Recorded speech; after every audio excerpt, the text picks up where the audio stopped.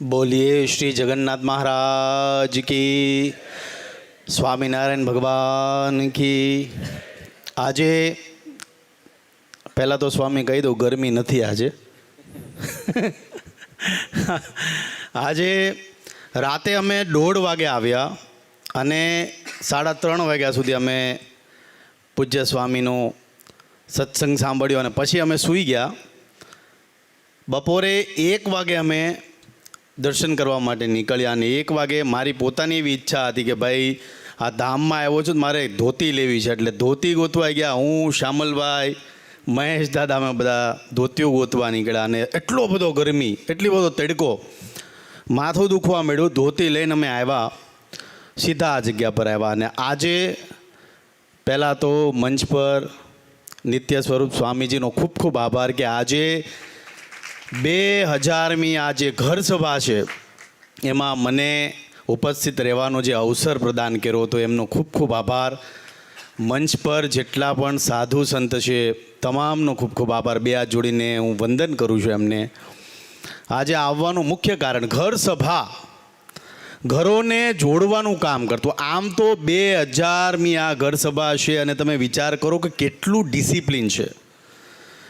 માણસને તાવ આવે, આપણે યંગ જનરેશન છે, યંગ જનરેશનમાં રવિવાર આવી જાય, પેટમાં દુખે, પણ 2000મી ઘર સભા એક પણ રજા લીધા સિવાય, આમ કહેવાય છે ને કે આપણે જીવનમાં કાંઈક કરવું હોય તો પ્રવાસ કરવો પડે। જે વ્યક્તિ પોતાના જીવનમાં સતત પ્રવાસ કરે છે એ વ્યક્તિ આગળ આવે છે। બાકી ઘરે ખાલી શાન ભાખરી ખાયા રાખો તો જીવનમાં કાંઈ નથી થતું। જે પ્રવાસ કરે છે એ જીવનમાં આગળ આવે છે। 2000મી આ ઘર સભા છે, તમે જુઓ, ગુજરાત હોય, ભારત હોય, આઉટ ઓફ કન્ટ્રી હોય, અમેરિકા હોય, દુબઈ હોય, હરેક જગ્યા પર ઘર સભાનું આયોજન કરવું અને ઘરોને જોડવાનું આજે એક સરસ મને। બાકી અત્યારે કોઈ નહીં પાય, તમે બધા અહીંયા આવ્યા છો, હું આજે આવ્યો છું, આપને સ્વામી પ્રત્યે ભાવ છે એટલે આવ્યા છે। અને એ પાછું ધામ કયું, હું મારા ફાધર, તમે બદ્રીનાથ દાદાના દર્શન કરવા જાઓ પણ બદ્રીનાથની યાત્રા અધૂરી કહેવાય જો તમે જગન્નાથ દાદાના દર્શન ન કરો તો। 4 ધામમાંનું આ એક ધામ છે જગન્નાથપુરી। જગતનો નાથ અહીંયા વિરાજમાન છે અને એ કૃષ્ણની નગરીમાં તમે આવ્યા નથી, તમે લાવ્યા છો। દાદાની કૃપા હોય તો આ જગ્યા પર તમે આવો ને એ દાદાની નગરીમાં જો હું અહીંયા આવું છું, મારી ટીમને લઈને આવું છું, તો હું મારા જાતને અહોભાગ્ય સમજું છું કે મને જગન્નાથ દાદાના દર્શન પ્રાપ્ત થયા, સાથે સાથે આજે 2000મી ઘર સભા છે એનો લાવો મને મળ્યો। આમ તો આમ ભવિષ્યમાં આપણે યાદ રાખશું કે ભાઈ 2000મી ઘર સભામાં ખજૂરભાઈ હતા હો। એટલે આ ભાવ છે। અને નિત્ય સ્વરૂપ સ્વામી વિશે એક વાત કરું, આમ તો હકીકતમાં કહું કે તમે સ્ટેજ પર જાઓ તો સ્ટેજ પર આજે આવી જગ્યાઓમાં કથા હોય, સ્વામિનારાયણ ભગવાનની કથા હોય, આ હું તમને મારો જીવતો જાગતો દાખલો આપું કે વર્લ્ડની કોઈ પણ કન્ટ્રીમાં જાઓ, સ્વામિનારાયણ સંપ્રદાયના મંદિરોમાં જાઓ, તમે ક્યારે ભૂખ્યા નહીં રહો। યંગ જનરેશન જેટલા પણ સ્ટુડન્ટ છે, વિદ્યાર્થીઓ છે, જ્યારે વિદેશમાં જતા હોય તો એને પહેલી વસ્તુ યાદ શું આવતી? એક તો પહેલાં પોતાનો પરિવાર અને બીજું છે ખાવાનું। અને જ્યારે એ સ્વામિનારાયણ મંદિરમાં જાય છે અને ખાય છે ને ત્યારે અંતરથી આશીર્વાદ આપે છે કે ભાઈ તમારું ભલું થાય। એટલે તમામ યુવાનોને કહું છું, સ્વામીએ બહુ સરસ વાત કરી કે વ્યસન મુક્તિ, વ્યસનથી દૂર રહેજો। આ યંગ જનરેશનને ખાસ કહેવાનું, મારા 6.4 મિલિયન આજે ઇન્સ્ટાગ્રામમાં ફોલોવર છે, તો તમામને કહું છું એમાંથી 4 મિલિયન મારા યંગ જનરેશનો છે જે મને ફોલો કરે છે। તમામને કહું છું કે જીવનમાં આગળ આવવું હોય તો વ્યસનથી દૂર રહેજો, બાકી અટવાઈ જાઓ। એટલે ખાસ મારું અહીંયા આવવાનું કારણ એ જ છે કે ભાઈ દાદાના દર્શન કર્યા 2000મી ઘર સભામાં, અને ખાસ સ્વામીએ બહુ સરસ વાત કરી કે 18 વરણને માનનારો માણસ શું ન કરી શકે।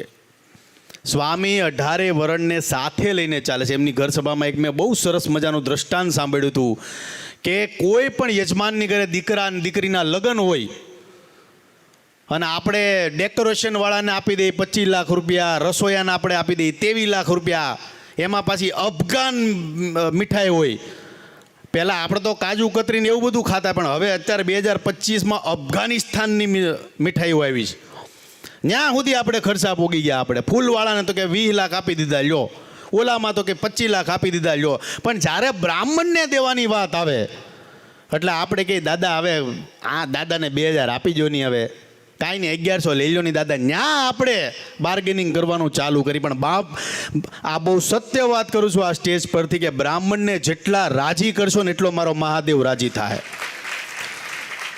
એટલે હું બહુ રાજી થયો જ્યારે સ્વામીએ એ વાત કરી કે ભાઈ તમે બ્રાહ્મણને રાજી કરો. તમે તમારા ઘરમાં પ્રસંગ હોય તો તમે લાખો કરોડો રૂપિયા વાપરી નાખો, પણ જ્યારે બ્રાહ્મણને દેવાની વાત આવે ત્યારે આપણે કચાશ કરવા મળી કે નહીં હવે થોડાક ઓછા કરો દાદા. એનુંય ઘર છે, એનુંય પરિવાર છે.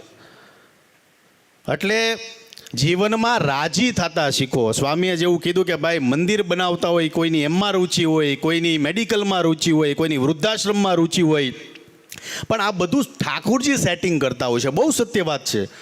કેમ કે મેં મારા જીવનમાં ખાલી ઘર જ બનાવ્યા છે. આવું બહુ સત્ય વાત કરું છું.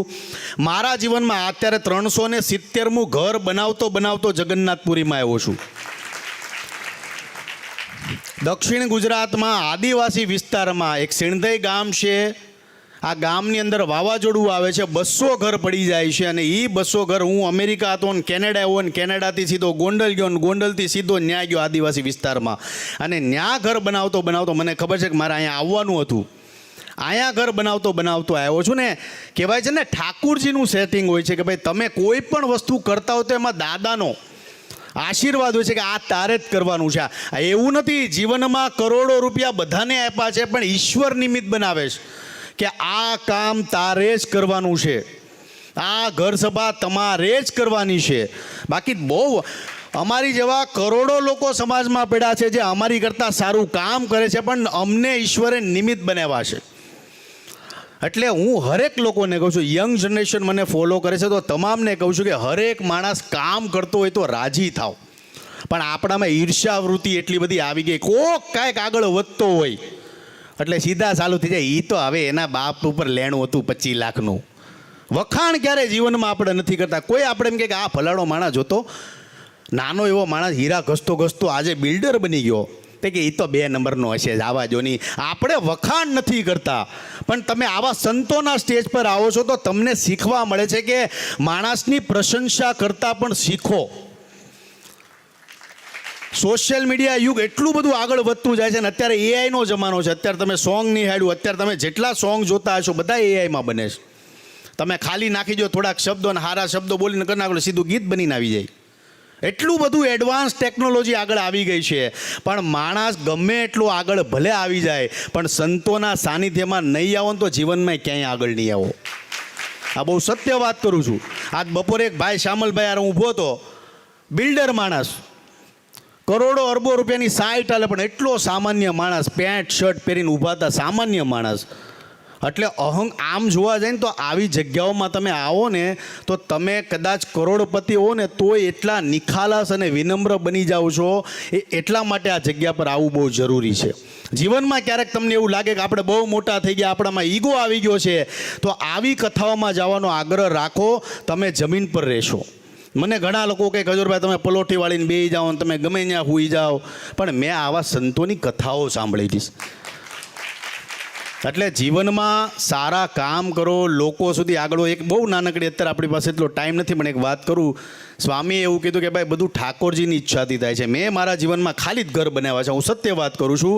પણ બનાસકાંઠામાં એક કાર્યક્રમમાં હું જાઉં છું ને એક વ્યક્તિએ મને એવું કીધું કે ભાઈ તમે આ કાર્યક્રમમાં આવ્યા છો ને તો અમારી ગૌશાળા છે, લૂલી લંગડી ગાયું છે અને અમે એનો ઈલાજ કરી છે, અમારી 8000 ગાયું છે, તો ત્યાં તમે આવો. તો મને એવું લાગ્યું કે ભાઈ 8000 ગાયું છે ને હું કદાચ ત્યાં જાઉં, જે 2-5 પૈસા એની સંસ્થામાં આવતો તો એનાથી મોટી કોઈ વાત નથી. મેં કીધું વાંધો નહીં, હું આવીશ. હું ત્યાં પહોંચું છું, એક લાઈનમાં 8000 ગાયું, દુનિયાભરની ને બધા પતરાના શેડમાં. તમને બધાને ખબર છે કે બનાસકાંઠાની અંદર એટલી બધી ગરમી થતી હોય, એટલી બધી ગરમી પડે, 50 ડિગ્રી, 52 ડિગ્રી, 53 ડિગ્રી. અને મને એ પતરાના શેડમાં ગાયુંને જોઈને મને પોતાને ગભરામણ. એક તો ગાયુંની ગરમી અને પાછી પતરાની ગરમી, ઉનાળાની ગરમી. મને એટલી બધી ગરમી લાગી ને એ બધા ટ્રસ્ટીઓ મને લઈ અમે બધા ઓફિસમાં બેહવા વ્યા ગયા. એટલે ટ્રસ્ટીએ બધા એસી ચાલુ કરી દીધા ને પંખા ચાલુ કરી દીધા ને બધા કુર્તા પાયજામામાં હતા. અને હવે બહુ ગરમી ખજૂરભાઈ બહુ ગરમી. મને વિચાર એ આવ્યો કે આપને ગરમી લાગે છે. મેં એ ટ્રસ્ટીઓમાંથી 2-4 વ્યક્તિને એવું કીધું કે ભાઈ આપને ગરમી લાગે છે તો આપણે બધાએ કેવી એસી ચાલુ કરી નાખી અને આપણે પંખા ચાલુ કરી નાખી, પણ આ ગાયું પતરાના શેડમાં છે તો આપને એવું નથી લાગતું કે આપણે ગાયોને હવે ધાબામાં રાખવા, ધાબાવાળી ગૌશાળા ગાયો માટે બનાવ્યું છે અને હવે પતરાનું જે નિર્માણ છે આપણે ગુજરાતમાંથી બંધ ન કરી દેવાય એવું તમને નથી લાગતું? તો મારી યાર બાંધવા મળે કે ને આમ ન હોય ને અમારે તેમ હોય ને અમારે ઓલું હોય, એવી આર્ગ્યુમેન્ટ આવેલી. અને આર્ગ્યુમેન્ટ કરતાં એમાંથી એક ટ્રસ્ટી મને એવું બોલ્યા કે ભાઈ તમે જો એટલું જ બધું કહેતા હોય તો તમે જ ધાબાવાળી ગૌશાળા બનાવી નાખો ની. મારા મોઢામાંથી નીકળી ગયા જેમ કેમ જગન્નાથના શબ્દો એક ભાઈ. મેં કીધું હા હું બનાવી, અને મેં બનાવવાની શરૂઆત કરી. ધીરે ધીરે હજી શરૂઆત છે, પણ કહેવાનો ભાવાર્થ એવો છે કે આ જગન્નાથની ધરતી પર આવ્યો છું, તમામ લોકોને કહીને જાઉં છું કે આવનારા સમયમાં હરેક ગુજરાતીને કહેવા માંગીશ, હરેક યંગ જનરેશનને જઈને કહીશ કે ભાઈ હવે ગૌશાળા બનાવો તો પતરાવાળી ગૌશાળા બંધ કરો અને આવનારા સમયમાં ધાબાવાળી ગૌશાળા બનાવવાની શરૂઆત કરો.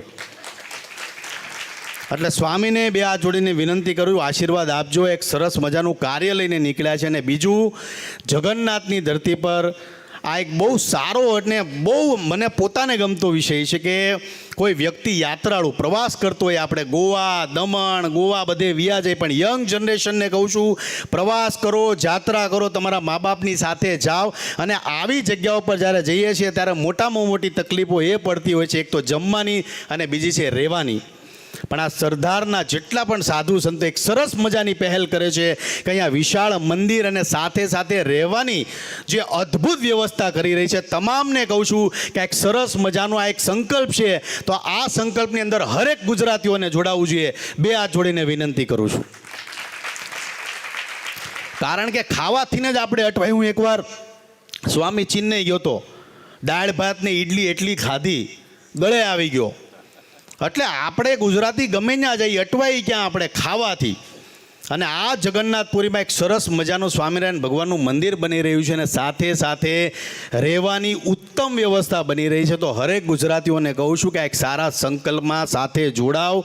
આ અદ્ભુત સંકલ્પ છે અને જગન્નાથ દાદાનો આશીર્વાદ તમે કહી શકો. બસ એ જ કહેતા તમામને જય માતાજી, જય શ્રી કૃષ્ણ.